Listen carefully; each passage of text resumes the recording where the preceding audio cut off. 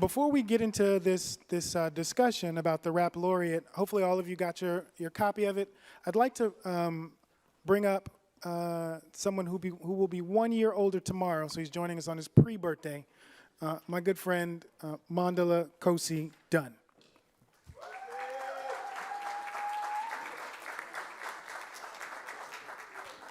Peace, folks. Super grateful to be here. I always love an excuse to come back home to the DMV area. This library actually was the place that I took my first poetry workshop in the teen center like 11 years ago. So I think that's really important to me. Words Beats in Life was the first place that I had like a real person job, right? Like with like, I could put it on my LinkedIn and there was an actual picture that showed up when I typed it in. And man, as a University of Maryland alumni, there's a lot of folks here that have really sort of grounded me. I'm going to get into the poem and get out of y'all's way, but I think it is really important to me to hold just one sort of gem for this experience. 2 years into the University of Maryland, my major there, I tried to create a major through their program. They were like, yo, nah, like that doesn't make any sense. And I was like, screw the university and academia, and I left. And I hung out basically in between WBL office and like, Split This Rock's office in DC for like this whole year. I was just sort of out. And learning about hip hop history at that time before hip hop was like this thing, this like secret that me and my mom shared, right? And like my first album was Food and Liquor, right? Like that was the first album I memorized, right? That I knew by heart. But thinking about learning the history of this culture, I think was really important to me because it grounded me in a framework that I could work through in anything that I did. I knew that I could find a way to hack hip hop. And so part of me wanted to create this new poem to share with you all, but Mazi asked me to spit a poem that I wrote when I was a freshman in college. And this time, I don't know if I agree with the poem anymore. And I think that's kind of like the way Lupe Fiasco's work moves, right? It's like, this is what I'm thinking through at this moment. But for a long time in slam and in hip hop, I felt like this is something I can listen to and admire, but I didn't know, I'm coming to the poetry slams and folks are talking about like the worst things that have ever happened to them, and it's so beautiful and poignant and incisive. And I'm like, I come up and talk about like skateboards and like my chemistry notebook or like this girl I had a crush on. So needless to say, I didn't win the poetry slams, right? And I think Lupe Fiasco's work is so important to me because he talked about the things that had happened to him, but he also talked about the things that he was interested in happening, right? Like, Daydream is about robots moving through like the streets and all this stuff. It's like a speculative, discursive work, right? And so I'm really grateful to be here. I'm gonna spit a poem about the ways in which I've sort of moved through hip hop and thinking about the ways that a lot of the sort of subject matter that he explores. This poem is called How I Got Over. Kevin and I defy gravity on the weekends. On those lonely autumn occasions when sky slaps the concrete in all the right places, Bowie Skate Park becomes a skyscraper. A heavy-set stone death trap, sun-kissed claws clutching handfuls of horizon, effortlessly mocking all things earthbound. We were kids. Bright eyes and Hot Wheels we spent an entire summer savings on. Adrenaline junkies with one-track minds and bullet train hearts who flawlessly followed in the footsteps of our moms who would never seem to stay in one place. So we'd never seem to stay in one place hoping that forwards might change us. Never seem to stay in one place hoping these four wheels might change us, might give us a reason to look up again. We just wanted a reason to look up to something, so we'd Mach 5 to move mountains simply for a better view of what infinity might look like. It was simple then. carved only one rule into our axles for the days when these wheels might not spin the way it used to, when it seems like this one-way ticket to infinity was canceled like unpaid credit cards. Keep it moving, Kevin said. When you don't have enough backbone to box back these brittle bones from breaking, and all you've got left is 2 legs and a maelstrom in your chest to keep you company, you keep it moving like a matchstick in an oil refinery. A fast-forward Pac-Man when the ghosts turn blue for the days when you are too. Plus a shade of black, reeking of fist fights and vengeance. Store those 5-finger bullets in your pocket for next time in love, how we do, with no helmets and no pads, because we love this here so hard it breaks us. I'm starting to think that real love, love so hard it breaks you and breaks in far enough for you to thank it for the scars it will bless you with. Make this look easy, he says. It never is. We just try to ride high enough to where the pain can't touch us. So for me, for us, we keep it moving. See, I came to hip hop like most middle-class black boys black-holed in suburbia. Lupe Fiasco, not Mos Fife, the Black Album. 1, I was like 12. 2, I felt silver spoon stuck in mouth. Not to say times were easy, but they were better off than most, so I learned to identify with Coast, with Kick Push and Daydreams and wooden skateboards, you know, brown things like me fashioned out of the shadow of white flight. So I started with the shy, right? Kanye, Common, but definitely double back to like Brooklyn or like Bed-Stuy and Refugees, J Dilla, 3 Stacks, Tupac Postmortem, my headphones, a cross-country crash course on Hungry, on bass beats for breakfast, you know, steel bars for supper, a space-time explication of disillusioned meets disenfranchised crying in the 4 corners of my room, so yeah, I tried to rap.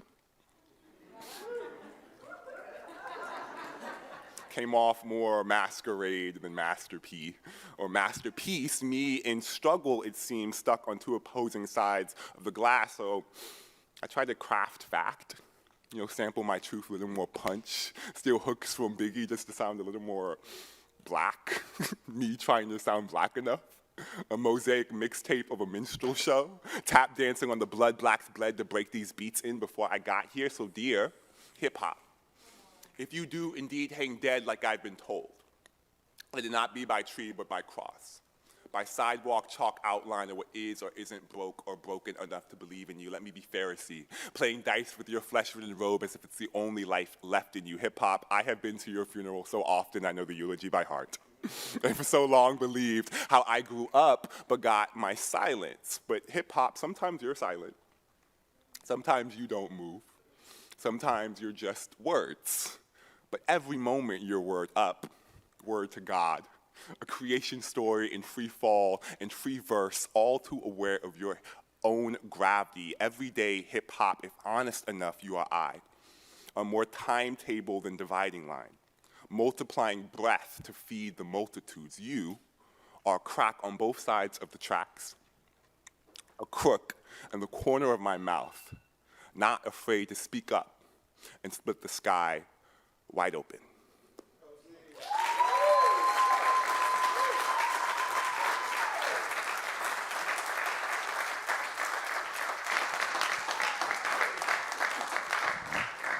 All right.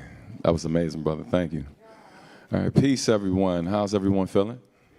All right. All right. My name is Stan Robertson. That's what my mama called me. My stage name is Substantial. I'm an MC, educator, lover of all things hip-hop. Happy to be here. Shout out to Words Beats in Life for having us. Let's go down the line so we can meet our panel. Just briefly introduce yourself, let them know a little bit about you, and then we'll jump into it, all right? Looks like I'm coming to me first. I am Prowess The Testament. It's my stage name, but my formal name is Tia Abner. I am an MC and I think, a critical listener. I just enjoy hip hop. I enjoy the creation of it, from fashion to dance to everything. I actually, in my daytime, I'm a fundraiser, which is pretty interesting. I work to build more equitable and inclusive pathways to STEM for people of color and marginalized communities and historically excluded groups, I'll say. But yeah, so I'm excited to be here. Thank you.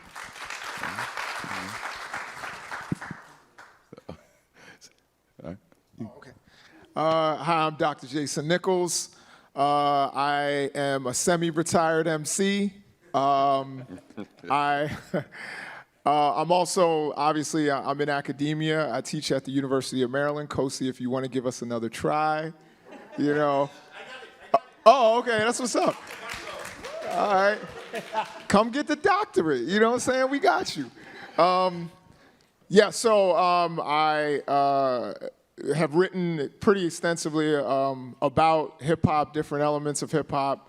And I'm a political analyst, so if you see me on TV and a bunch of, you know, crazy MAGA people yelling at me, I'm that guy, and I got your back. Gonna send you some love, brother, for real.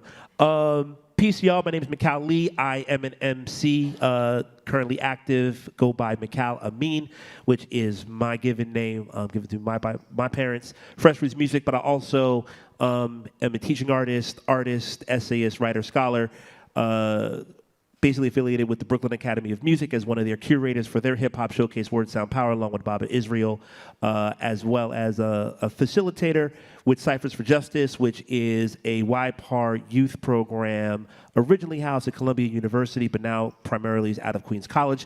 Shouts out to Dr. Jamila Liz Scott and Dr. Lee Maurice Caballero. I also, ended here, one of the associate editors here for Word, Speech, and Life Journal, and frequent contributor to The Counterbalance, which is their blog. You should read it. He gave one of those intros where it's like, did I say enough? You know, right? You know. So thank you all so much for being here. Did you want to? Yep. Hello? Okay. I just joined, so thank you, Errol. Assalamu alaikum, everyone. So I'm an artist and designer, and one of the works that you guys are probably known of is the one I'm holding right now. I just was asked by Brother Mazi to just join the panel right now, just to kind of speak on the process of making this publication. On the side, I'm a creative director for other nonprofit organizations, helping them with their design and marketing and art and design overall. So. All right. Yeah, definitely give that brother. Listen, you did an amazing job on that. Please give it up for him for that. Thank you. Thank you. Yeah. It was a process. I mean, so for those of you who picked up a copy, it is an excellent read. Whether you are familiar with Lupe or not, you know, it's just a great read on what his impact as an artist has been, as a Renaissance man, as a creative.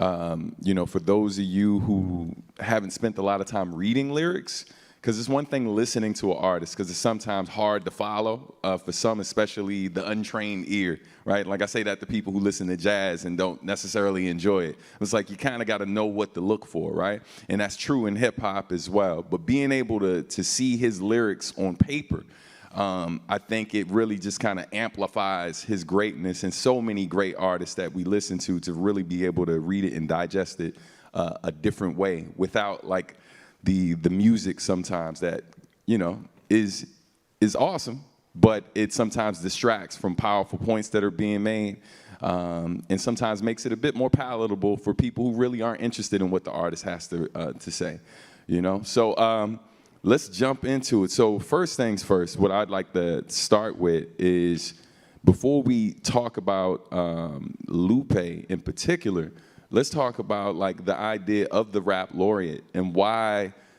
this is something we should have, right? So I'm interested to know your take on that. I mean, we know about poet laureates and all of that, but why is the Rap Laureate something necessary? Why should we celebrate these artists? Do it.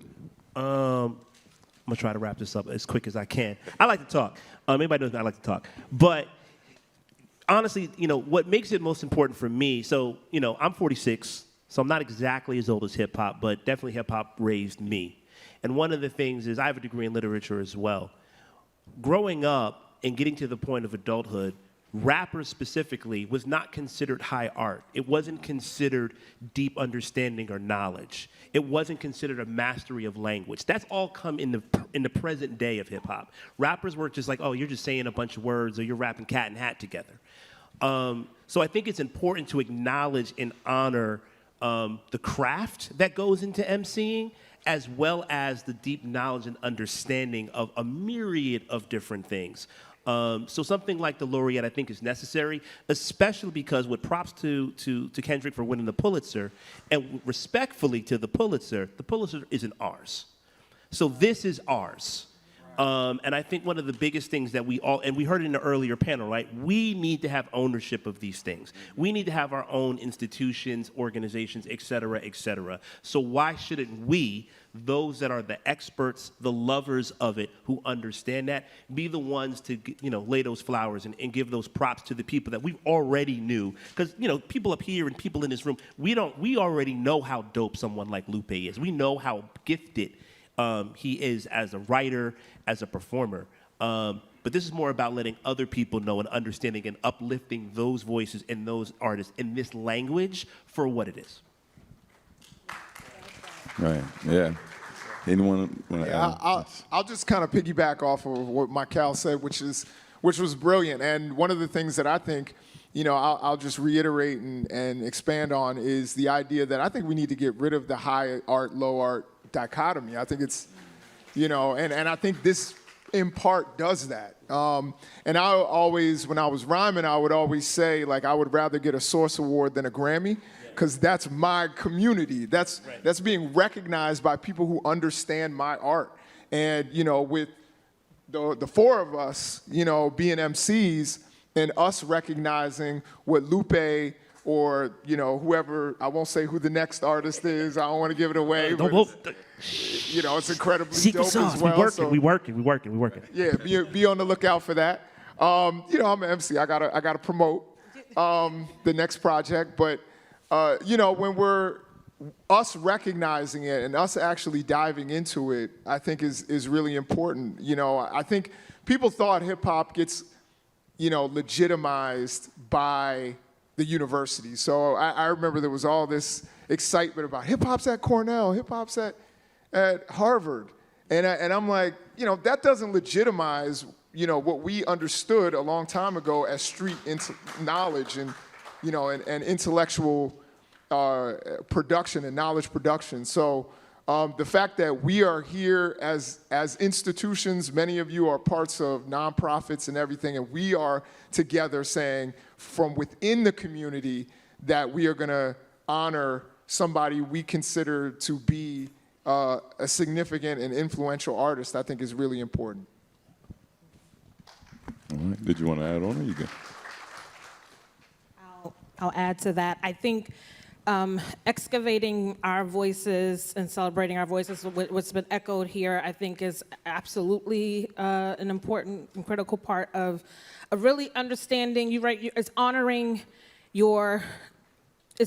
and celebrating who is you and who is a part of the culture and who honors and celebrates the culture. So I think for me, that is really important for this poet for the Rap Laureate Award, reflecting sort of what the cultural impact is of the Poet Laureate, is really being able to reflect the times and the sensitivity and the reality of what's happening in the environment around oneself, and really being able to, and I always like to say, when you put something out there, it opens it for critique, it opens it for intellectual curiosity. So I think for me, that's really all a part of the celebration of this Rap Laureate. No, absolutely. So I guess before we, I was gonna say before we get deep into it, but we're there. So let's take it a step back for a second and talk about our introduction, I guess, to Lupe, right? So I'm curious to know, because what I've learned over the years is when you talk to different people who are fans of particular artists, we all kind of discover them at different points, right? So I'm interested to know, like, what was the discovery point for you? Like, when did you first hear him or hear about him? Where was the introduction? And then when did you become a Lupe stan, right? Sure. Okay. Well, I'm from Chicago, and there you go. Honestly, when he was shouting out Madison Street and all that, I was just like, okay, I don't really know, where he's happening. So, for me, it was high school when I started getting into Lupe. Obviously, Food and Liquor, I think, came out around that time, and for me, it was just absolutely like outside of the DMX and outside of the Outkast, outside of all the other albums that I had at the time.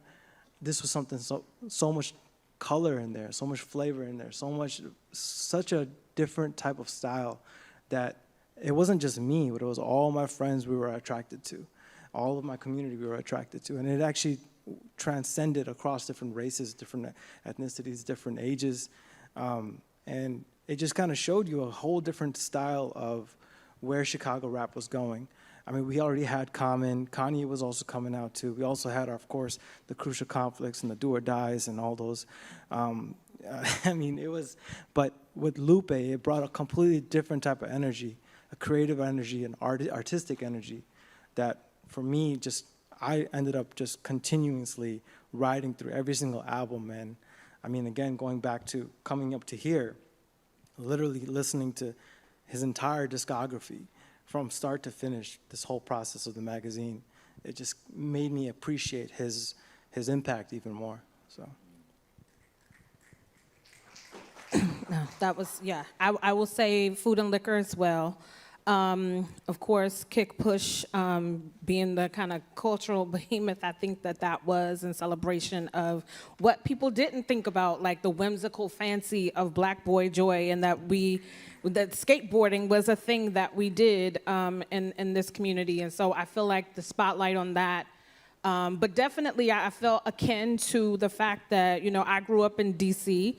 My parents were in the military, and so would travel a lot, right? So I would be stuck at grandparents' houses and shuffle between two different sides of Northeast. And for me, it was about learning how to celebrate my identity in the space where I didn't feel like I belonged, and I didn't feel like I was akin to that community, right? Like that I was an imposter very much. So, but definitely what I learned was acceptance, and I think that album really did help me reflect on like the narratives and the things that were happening in my community, the intellectual sort of conversations that were happening, from the folks that were drug dealers in my community, from the people that were were considered to be the low morale of the community, were oftentimes imparting wisdom to me.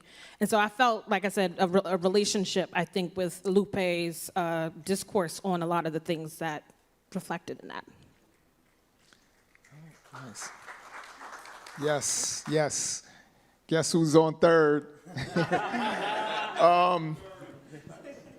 So yeah, I mean, it was Touch the Sky was the first time I'd ever heard him. And I remember rewinding that line like a couple of times. I was like, trying to figure out what is he trying to say? Because I knew, I know Lupin the Third, from anime, and I'd never heard an MC mention that. So I was like, yes, guess who's on third? Lupe's Guild. So I was like kind of intrigued by, his style. But I'll say this, I'm gonna keep it a stack, because that's the only way I know how to do it. I wasn't a stan until I wrote this, honestly, till I really took a deep dive. And honestly, I think a lot of things that Kosi said in his poem, resonate for me as kind of a suburb kid, suburban black kid. You feel a little suburban black guilt too, because your family and friends are still in the hood. And you're like, why me? Why am I out? Why am I on this cul-de-sac, right? And so when I heard her, I think in many ways trying to connect with, family and friends. I sometimes, when people would be like, oh, you're an intellectual, you should listen to Lupe. I was like, that repelled me more than it should have, honestly. That's not a good entry point to an artist ever. I was like, man, I want to, I want to hear Jeezy. I want to, I want to hear, don't tell me, and it also, if oh, Jeezy's definitely dope. If you know Mozzie, and some of you do, Mozzie is one of my best friends. And one of the things that we have in common is that we're both contrarian a little bit. And so when people were telling me, you got to listen to this, you have to listen to this, this is you. And I was like, no, it's not, you know? And then when I started doing the research for this and I started seeing like, you know, that he was a martial artist and I'm into martial arts, like, and started diving in, I was like, nah, they were right. You know what I mean? I should have been listening all along. And listening to the music and listening to his entire catalog, I was like, you know, holy cow. You know, and it's funny because I was a Kanye stan. I tried so hard to defend him for so long. It was just, Can it we was have a too moment? much Can we have a burden. moment of silence? But Can we have a moment of silence? Yeah, moment of silence, you know. But by the way, if you want to offend me, tell me I look like Kanye, and you know, which I've heard a lot. But you know, so I mean, the fact that he came in with Kanye was interesting to me, but that kind of, you know, kept me away from it. But you know, being years removed and actually going back through the music, now I'm definitely a stan. Yeah, you know, Touch the Sky was what, 2003, 2004? Something like that, yeah. So I was not in high school, so yeah. So I was a little young bit man. I was a little bit older. I was in my early 20s when I heard of Lupe and heard him. And I think the thing that struck me about it was this was someone talking about things that I was used to hearing in the early and mid-90s in terms of that expansiveness, different subject matter, and things like that, in a time in hip-hop where the subject matter had gotten very narrow. So his voice and what he was saying even stuck out even further. It wasn't so much innovative about talking about skateboards or drags or anything like that if you were someone that was maybe versed in the 90s. You heard artists doing that all the time. But what made it really distinct and powerful was he was doing it at a time when it wasn't in vogue, when it wasn't in fashion, when it wasn't popular. And his ability and his skills were allowing that to cut through all of this sort of like commercial noise that was going on. I think, and I got to say this, even though this is an amazing project and it's a brilliant project, I actually became a true fan of him for a project that never came out that I actually started. This is not the first time I've written about Lupe. So I got to give props and shout out to Michael Sorelli and Urban Word NYC. In another universe, I was the director of programming there. But at the time when I was a mentor, we were writing a curriculum based around Lupe's food and liquor. And that is when I had my own personal deep dive into what he was doing. And so, you know, as we're all MCs here, you study other people's pen. You know, you're looking and deconstructing what other MCs are doing. Maybe to borrow, maybe to steal, maybe to hate on it, whatever. But those of us that are of the craft, you know when someone's got it. In that time, I guess it was maybe like 2008 at that point. So Food and Liquor had been out for some time. But that was the first time. That was kind of similar to you, Jason. I was sort of like, this guy, okay, he's cool and all, but you know, he's on Kanye's record, oh, he's down with Jay, whatever. But when I actually sat down and got a chance to really listen, master the extended metaphor, the entendres are ridiculous. I mean, it's everything that he's ever written is a whole meal. You know what I'm saying? Like there's not a word wasted, and you can go back to it. I mean, you think about people like Ghostface Killer with his language. You think about Andre 3000. Just when you have artists where you're reading or hearing it for the 100th time and you found something different and something interesting, that's Lupe. And that's that kind of like that relationship to his music really happened when I did that first project. So I was really happy that Mozzie wanted to do Lupe for this because I got an opportunity to really go in on the whole catalog. And he's just done things that are just amazing. I mean, Murals. It's like a 9-minute song with no hook. Now, if you're an artist, that's whatever. You do that all the time. Doing that in a commercial market now, and that hitting, that song was probably the best song of that year. It's a 9-minute opus, no hook.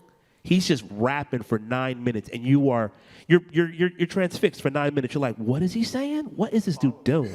Hard. Hard. Harder than trying to grill gruel. Listen. No, and listen, I'm not afraid. Like I said, I'm still touring. I'm an MC. I've toured Europe, Africa. I've toured with some amazing cats. I heard murals. I was ready to burn my book, y'all.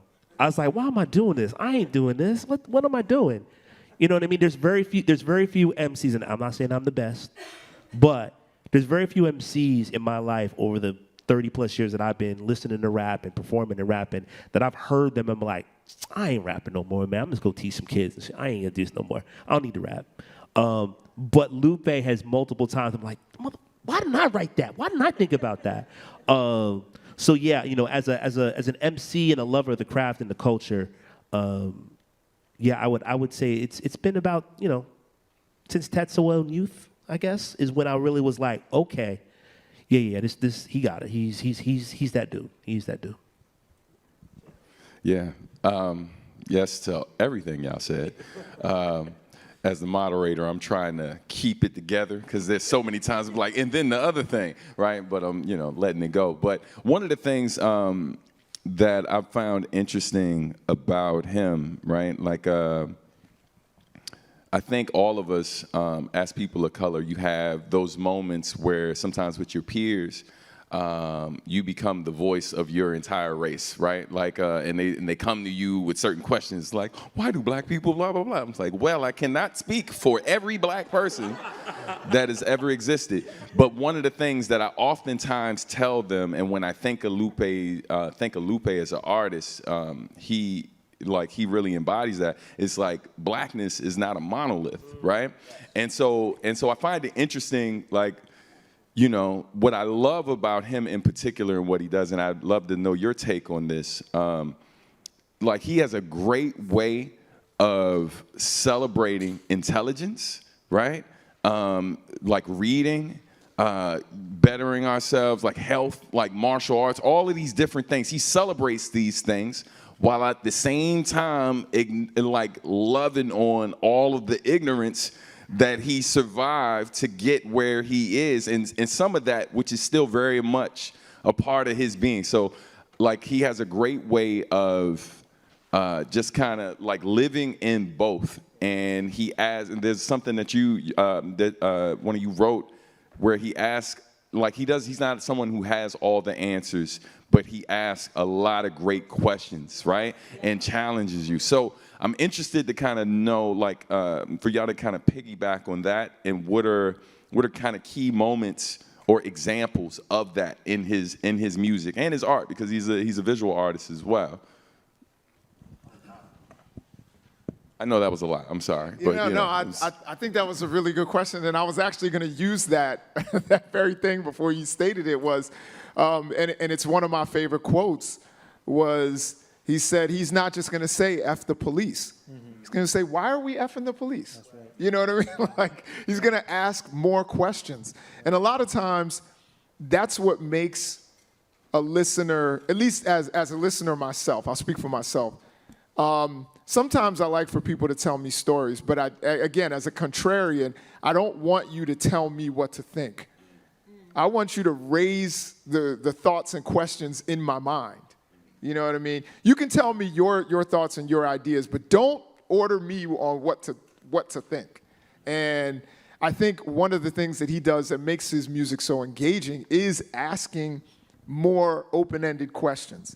Now, sometimes he will tell you his views pretty clearly. And a lot of that will also, just like any of our favorite classic, you know, hip-hop records, like I think about, you know, BDP and hearing, you know, Why Is That? And hearing, you know, some of those records where it was like, as a 8, 9, 10-year-old kid, I'm listening to it and I'm going to my dad and I'm like, you know, Dad, who's Haile Selassie?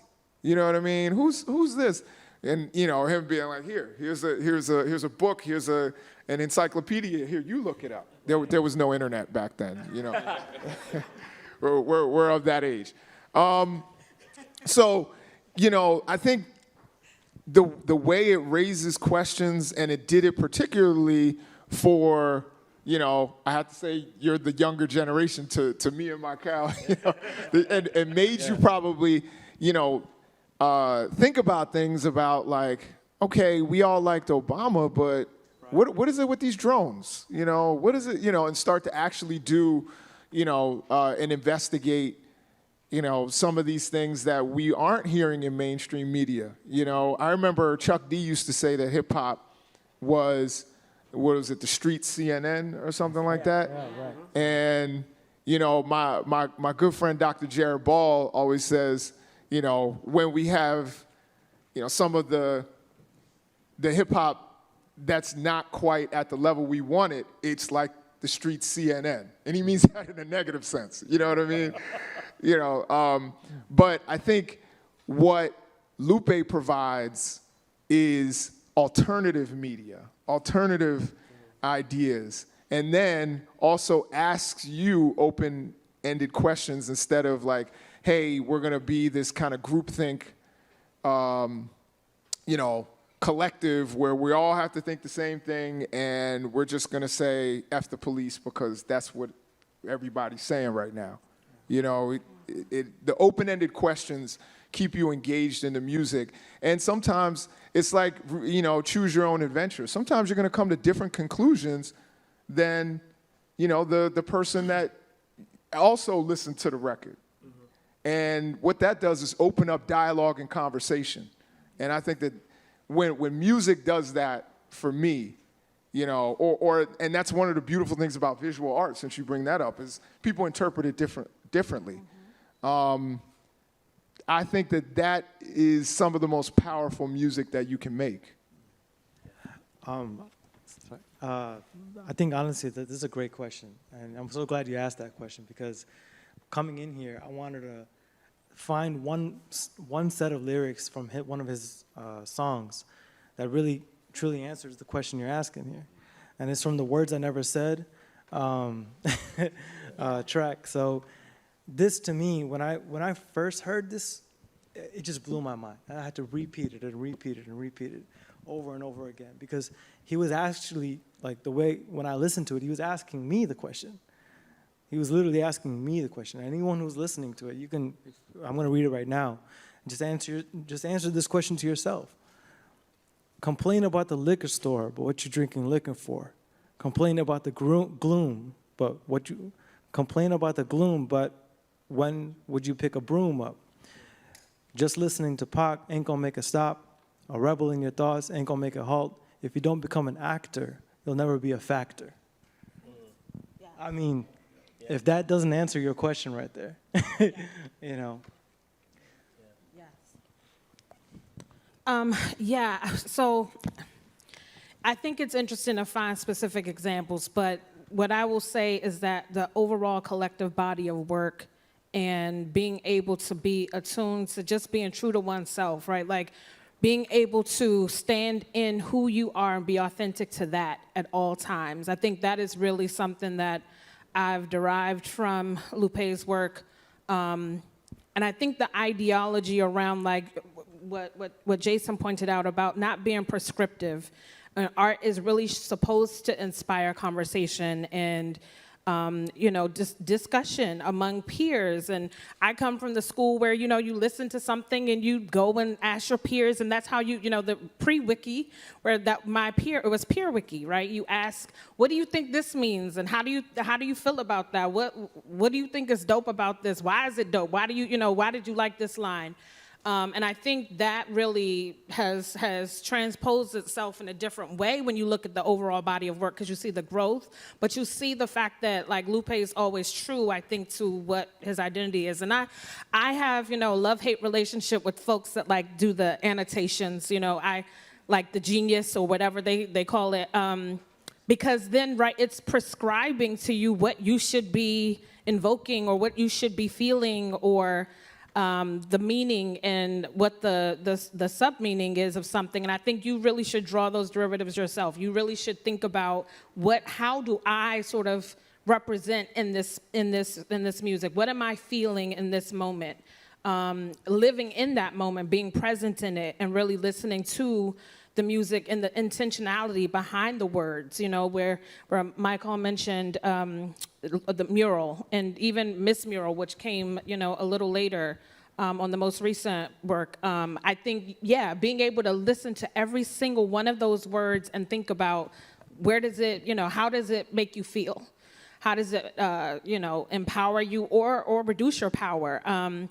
I like one of my favorites, Bad Bitch, of course, which, excuse my language, but just thinking about, you know, misogyny and you know, sort of black femininity and black male depictions of masculinity and what that means. And in hip hop is so layered, and you know, there's not a lot of room for intersectionality. You know, how can I be black? How can I be woman? How can I be queer? How can I be whatever else? Right? All the other elements. And I think the exploration of that is, again, not prescriptive, like you should not be misogynist, but maybe think about what the intention is in the words, when we're embracing and we're listening to this stuff, right? We're hearing it, and it's still, you're consuming it. So you're consuming this as food every day.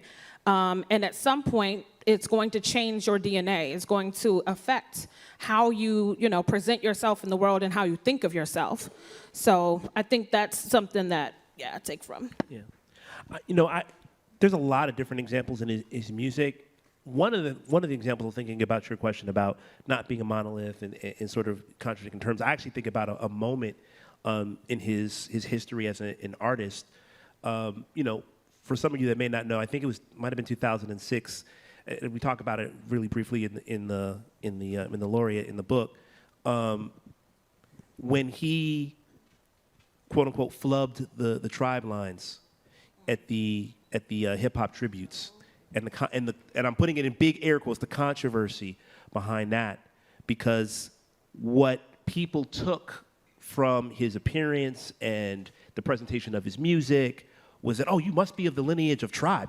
You're a descendant of the native tongues. Yeah. And he's like, well, I grew up on the fucking south side of Chicago. Do or Die. That's what I listened to. That was Ball and G. You know what I mean? I love that response. That's what I grew up. And I remember. Right. And again, it's a situation where it's not ancient history. So I was at a time where it was such a big deal when that happened, because it was almost like, how dare you? You're supposed these are. It's like, but yo, there's a lot of greats in the culture. This is the culture that I came from. These are the streets that I came from. So you can see, okay, yes, I love being, you know, food and chefing and martial arts and anime, but I also come from these sides of the tracks. And these are also my experiences. So you need to understand the totality of me, which isn't just one or the other. No, absolutely. Yeah, absolutely. Yes. So one thing I just wanted to, just to piggyback on what, like so many of us, and I'm sure some of you have come across that as well, like different artists where when you take in what they do, you oftentimes, you hear certain influences, or you believe that they're inspired by certain things because these are things you're very familiar with, and you hear a little bit in their art or their music, right? But you'd be surprised, because I deal with this all the time, where people are like, oh man, you know, your stuff's so positive, and like, who'd you listen to growing up? And I'm sure I listen to a lot of socially conscious music, but family, you know what I mean? Like when he was talking about Too Short on his first album, I was like, yeah, son. And then when he would mention other people that oftentimes in the more socially conscious circles we view as the problem, and him publicly acknowledging, like, no, they were very much a part of what birthed me. This music you're listening to is just as much influenced by that as it is all of these great positive and more reflective artists as well. And so, yeah, he's just very interesting in that way. I wanted to open it up, and thank you. I wanted to open it up to the audience just to see if there were certain things you wanted to ask the panelists, you know, on this topic of Lupe and his influence and his, you know, his impact on hip hop in particular. Or if you also had a take to offer in regard to him as artist. Peace. Peace. Yo. Peace. I've been rhyming for a long time. Probably wrote my first rap back in the 90s, early 90s. I don't think anything has had a lyrical impact on me as much as wave files. like the first time I heard it, the groove got me, the flow got me, the beat got me, and I was like, oh, that's dope. Then I listened to it again, and I was like, that third verse, like he's actually rhyming the names of these ships. Yes. And then I kept listening, and I kept picking pieces out. I don't know what I'm saying with this, other than he deserves this award. Yes. For real.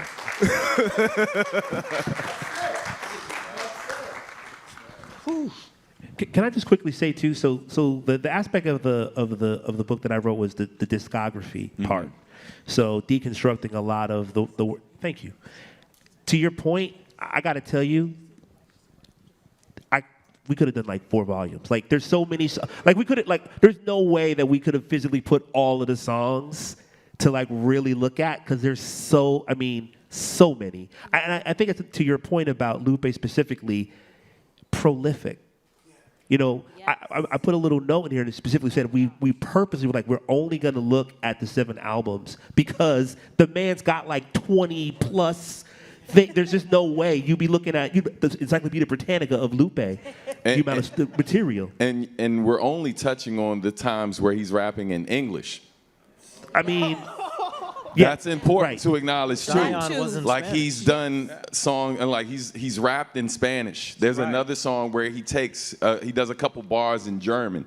Like this is not the average individual, right? Like we're celebrating him and his art for a reason. But I just wanted to throw that in there. Sure.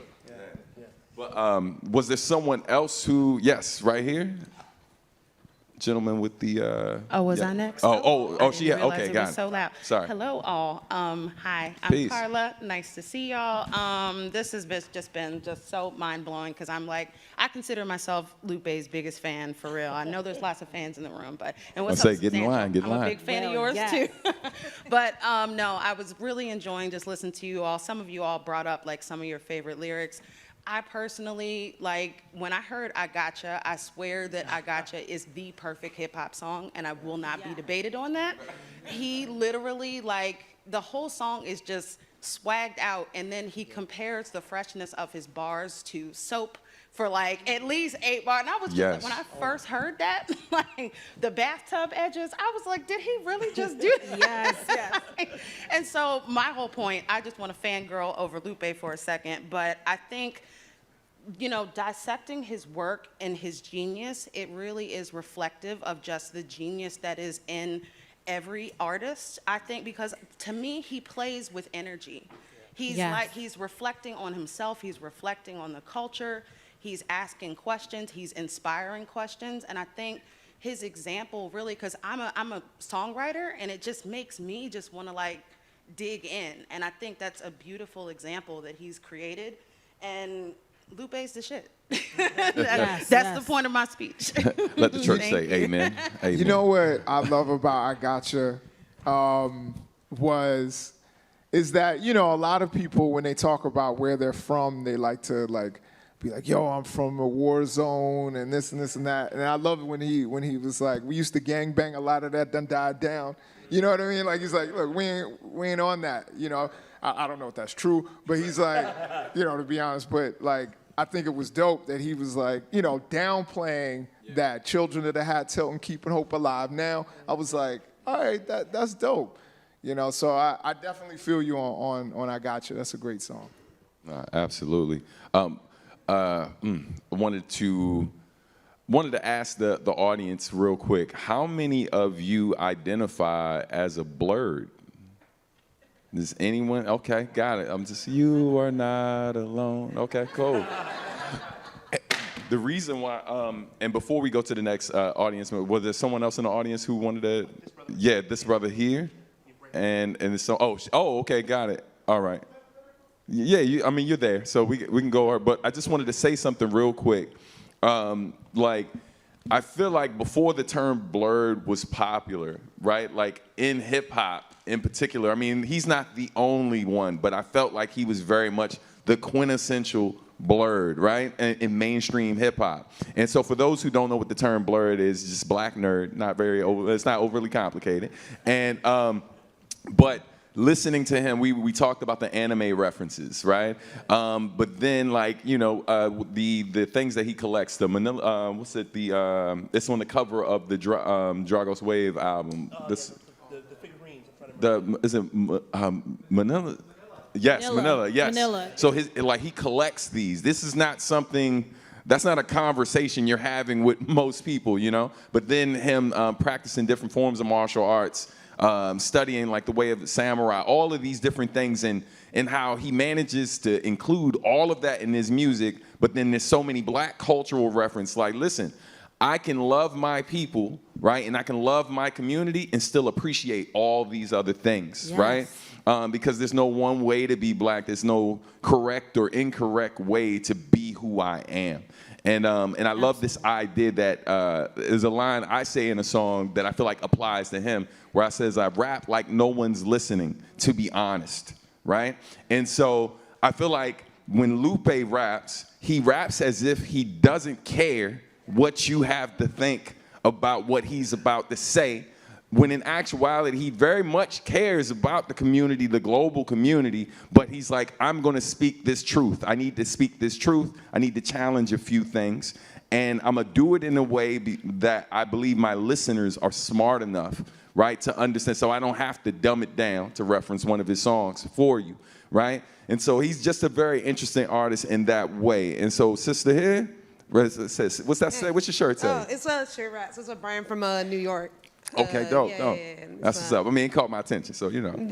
Yeah, I was just gonna say that for me, my brother was an '80s baby, so he's the one that put me on the Lupe. He had the mixtapes. He had Revenge of the Nerds. He had me listening to Daydreaming. That's the first song I heard, and I'm like, yo, did this man just imagine a project builder as like a mecha anime robot? That was the craziest thing I ever heard in my life. And still to this day, I think that when you talk to anybody who is like a black Muslim and you say, yo, what's the greatest rap album of all time? They're gonna be like, man, it's The Cool.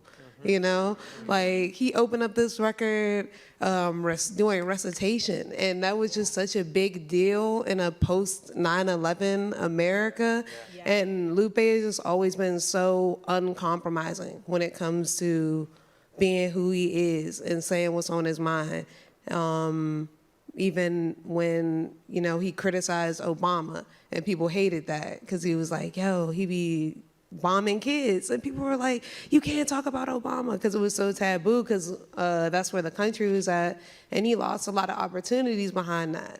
And it's crazy to see now people saying the same thing and having those same criticisms that he lost a lot of money and gigs and support over, and it just shows you he's been uncompromising his whole career about the quality of his music, his lyrics, like the hip hop just being an art form. And it's really nice to see him being honored in the midst of all that. And it's just like coming out on the other side of that, and the quality hasn't changed, the art hasn't changed.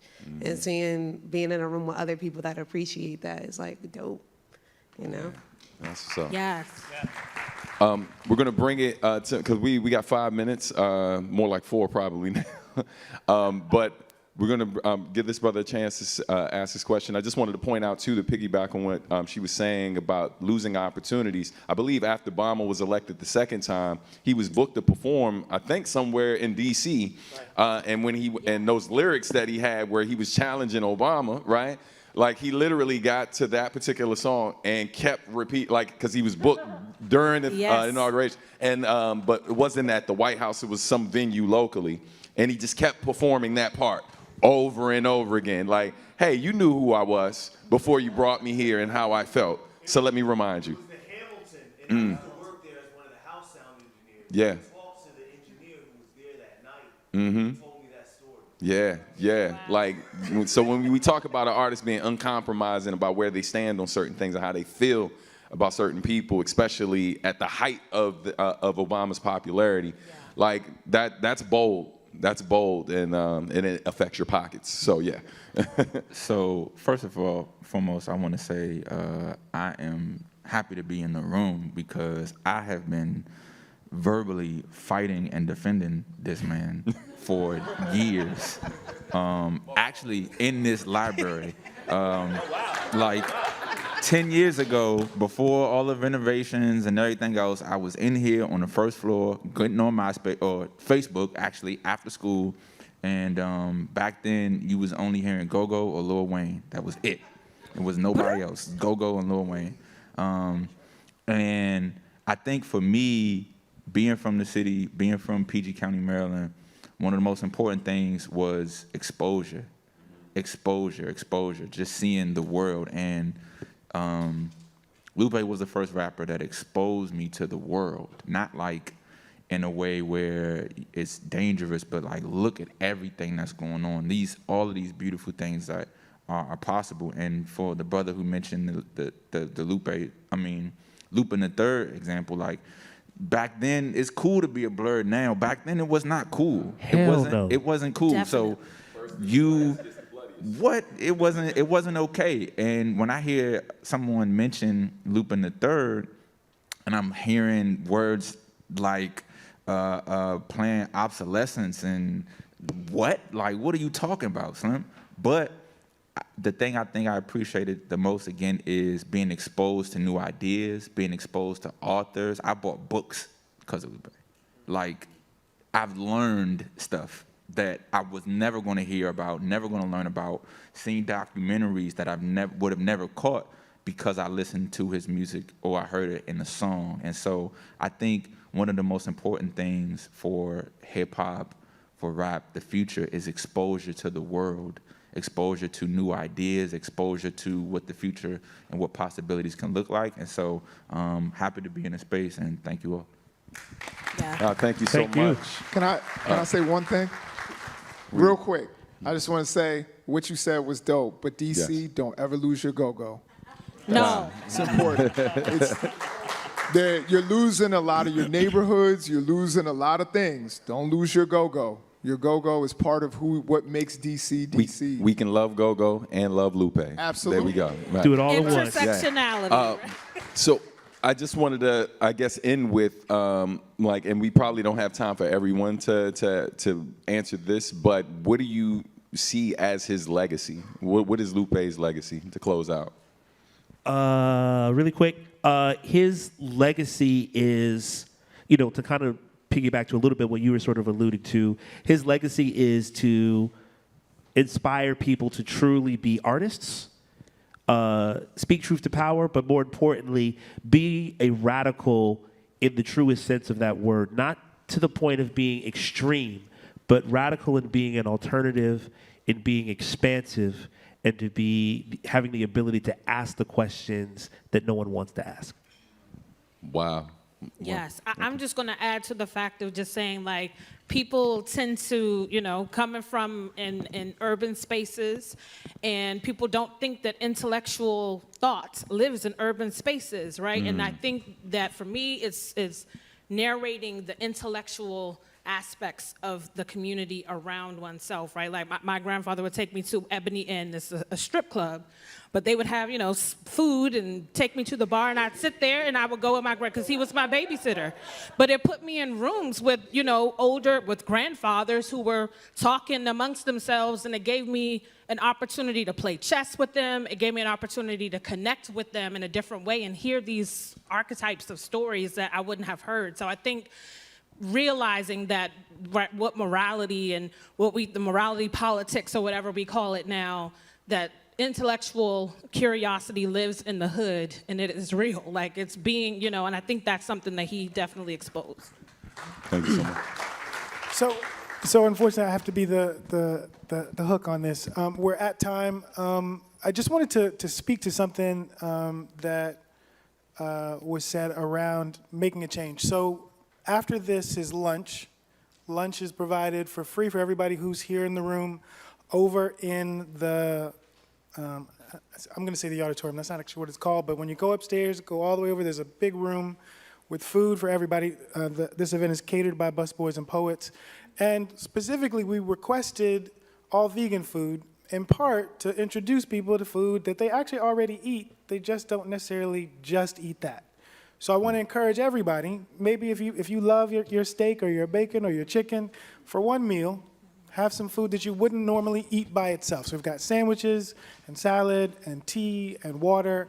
So let's, just like we're feeding our minds, let's feed our bodies with something maybe different that hopefully you'll enjoy. The one thing I would say is that all of the food needs to stay in that room or on the rooftop. There's not supposed to be any food in this room at all. So that's the one request I would have you, just to eat there or to take it out on the rooftop to eat there. Can we give our panel a round of applause? I just thank y'all, and thank you to the panelists. I just want to point it out, you missed a great opportunity to make a food and liquor joke, you know? You could have been like, food and liquor. No, I'm sorry. I'm just saying. Mine's not an MC, that's why. We're here celebrating Lupe, why not? That's MC brains there. That's an MC brain. And the very last thing is we're having vegan food because one of our 2040 fellows is going to be doing a workshop around wellness, and so she asked us to have a menu that was vegan for the folks attending. So please participate and come back, because we've got 5 fellows who are going to be presenting their work that we want you all to engage in. It's going to be all over the library. Thank you so much. Sorry, very last thing, because this has been going on all day, because I keep stepping on the applause. Can we get one actual applause where everybody's actually applauding? All right. Thank you so much. Brother, thank you. Thank you, brother. Very, very dope. Very, very dope.